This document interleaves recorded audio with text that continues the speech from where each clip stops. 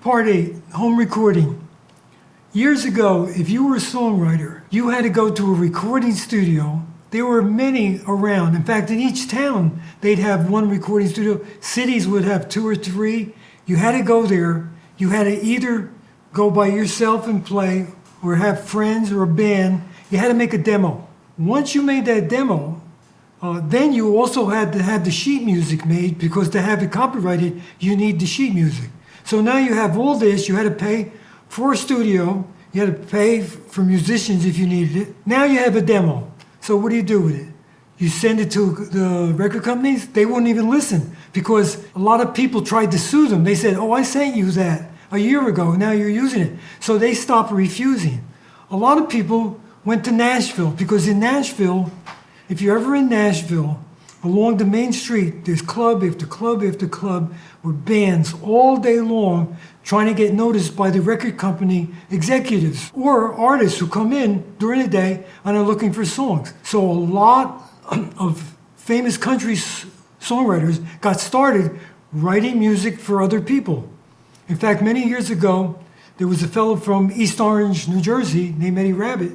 He was a northerner, went to Nashville, wrote for some people, became famous on his own. Then they gave him a contract. Probably in Nashville is one of the only places you can still go to and maybe, play on the corner, play in one of those bars during the day. And if your songs are good enough, you'll get a contract. You had these recording studios. In, 89 or 90, Pro Tools came out. Pro Tools turned the computer into a recording studio.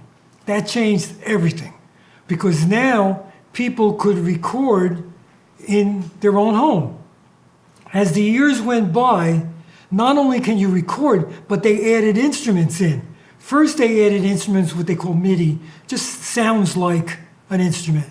Then they started actually recording a violin, 8 violins, a whole violin section, a whole orchestra, different amplifiers, all the instruments that exist, choirs, and they inserted it into these programs. So now, let's take Billie Eilish and Phineas. In 2015, they recorded in their bedroom, they put it up on the internet, and you know what happened. How many other people have done that? How many people were ready to quit music, recorded at home, put it up? So now today, if you have one of these programs, the one I use is Logic Pro. I think that's the one Phineas uses. But there are so many. I use a program called Sibelius to write the music. You hook the keyboard into a little box called an interface into your computer, and whatever you play comes on the screen with notes. Now, in those days, a long time ago, they had tape. So there would be 4 tracks on a tape, right? So maybe vocals, guitar, bass, whatever. Then they went to 8-track. Then they'd have 2 8-track machines, they'd sync them together, you get 16 tracks. This is a big process to work, to sync these things. You have 16 tracks. So then what they do is put 2 tracks on one.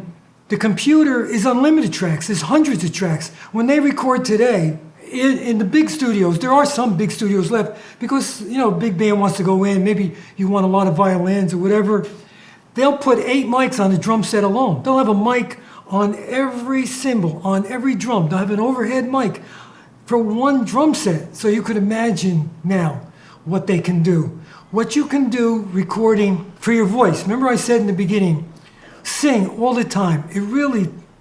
It's so beneficial for your body, your mind. And if you play music, if you listen to music, it does one thing to you. If you play music, it's another. If you write music, it changes your life. It really will.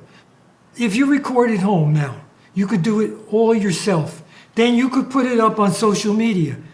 You might not become famous or rich, but your music will be heard around the world. Could you imagine years ago the odds of writing a piece of music, and it doesn't even have to be something sung. It could be just instrumental, something you like, something you hear. People around the world will hear it. And if you do want to sing, and you don't think you have a great voice, it doesn't matter, because now they have pitch correct and auto-tune. In fact, they say everybody uses it, and even in live concerts they use it. There's a website called Wings of Pegasus a fellow named Phil. He analyzes vocal parts, and you can see it. And it's amazing. It's amazing. So that even if you're not a singer, by the time you auto-tune it and then put on effects like a little echo, a lot of singers double track. A lot of famous singers, even before they sing the song twice the same, because you're covering up any imperfections. I think some things are triple tracked. I know that's a little hard to sing the same thing exactly the same, but if you double track something, it covers up like all those imperfections. What you can do today, you couldn't do years ago, right? You can write a song, you can record it, you could have the whole world hear it. And as you're doing that, what you do for yourself is incredible. So I hope that this workshop has been helpful and that you see that you could do it. Whatever it is you want, you could do. So thanks a lot for listening. Thank you.